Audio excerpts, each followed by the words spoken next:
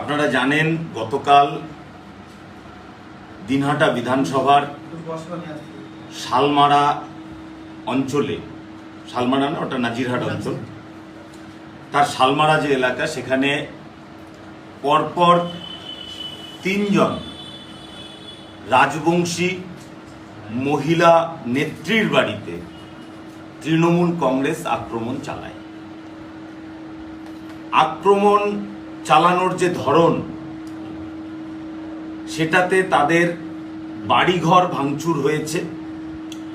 সবচেয়ে যেটা আশ্চর্যের বিষয় তা হলো তাদের যে আলমারি, সেই আলমারি ভাঙা হয়েছে এবং একই সঙ্গে তাদের যে লকার, আলমারির ভিতরের লকার, সেই লকার ভাঙা হয়েছে এবং তাতে তাদের যে সঞ্চিত অর্থ, তাদের যে সামান্য সোনাদানা গহনা যেগুলো তাদের ছিল, সেগুলো লুটপাট করা হয়েছে। আজকে তৃণমূল কংগ্রেস মানে ধর্ষক, এটা প্রমাণিত। দিনহাটায় সেটাই আজকে শুধু ধর্ষক নয়, ধর্ষকের সঙ্গে সঙ্গে তারা আজকে ডাকাতি করছে। আজকে রাজবংশীদের উপরে তাদের এত রাগ কেন? আমরা জানি এর আগে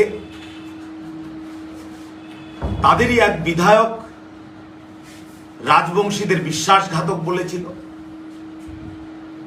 পরবর্তীতে আমরা দেখেছি বিভিন্ন সময়ে তারা রাজবংশীদের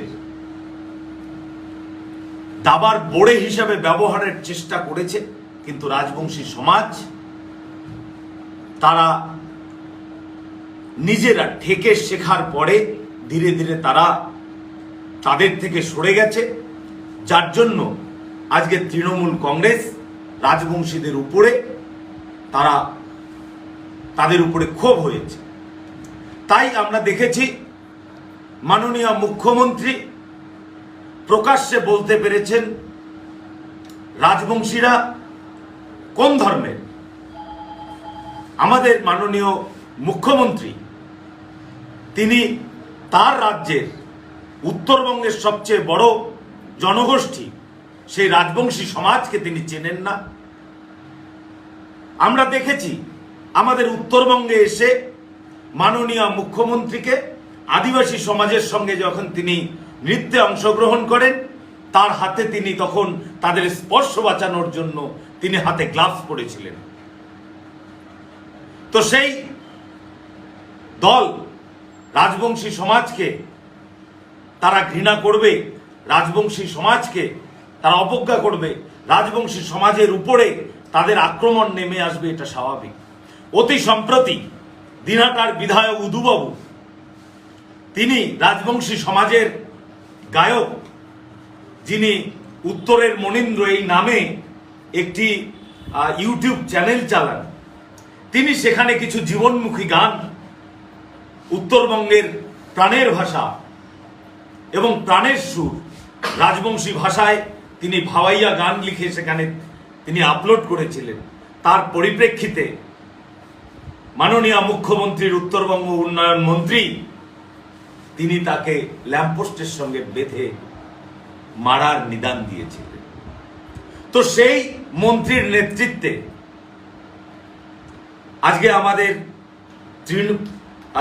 বিজেপি মহিলা রাজবংশী নেতৃত্বের বাড়িগুলো আক্রান্ত হয়েছে, তাদের ভাতের হাঁড়ি ফেলে দেওয়া হয়েছে, ডাল সবজি ফেলে দেওয়া হয়েছে, তারা যাতে রান্না করতে না পারে তার জন্য ওভেন ফেলে দেওয়া হয়েছে, তাদের ঘর ভেঙে দেওয়া হয়েছে, তাদের ছেলের আজকে 8ম শ্রেণীর পরীক্ষা চলছে, সে আজকে না খেয়ে না পড়ে গেছে, কারণ তার বইগুলো ছিঁড়ে ফেলে দেওয়া হয়েছে। ভারতীয় জনতা পার্টি এই ঘটনার তীব্র নিন্দা করে, তৃণমূলকে ধিক্কার জানায় এবং একই সঙ্গে রাজবংশী সমাজের পাশে ভারতীয় জনতা পার্টি আছে সেই কথা সোচ্চারে বলে। আজকে আমরা গোটা উত্তরবঙ্গ ব্যাপী প্রত্যেকটি মণ্ডলে গতকালে যে অন্তঃসত্ত্বা মায়ের পেটে তৃণমূল কংগ্রেস লাথি মেরেছে তার প্রতিবাদে এবং ভারতীয় জনতা পার্টির রাজবংশী মহিলা নেত্রীদের বাড়ি ভাঙচুরের ঘটনার প্রতিবাদে মাননীয় রাজ্য সভাপতির নির্দেশে আজকে উত্তরবঙ্গ জুড়ে প্রত্যেকটি মণ্ডলে আমাদের বিক্ষোভ মিছিল সংগঠিত হবে। ভারতীয় জনতা পার্টি রাজবংশী সমাজের পাশে আছে, ভারতীয় জনতা পার্টি উত্তরবঙ্গের মানুষের পাশে আছে, ভারতীয় জনতা পার্টি প্রান্তিক মানুষদের পাশে আছে। তারা এই ডাকাতের দলকে, এই ধর্ষকের দলকে তারা এই বাংলা ছাড়া করবে, এটা নিশ্চিত।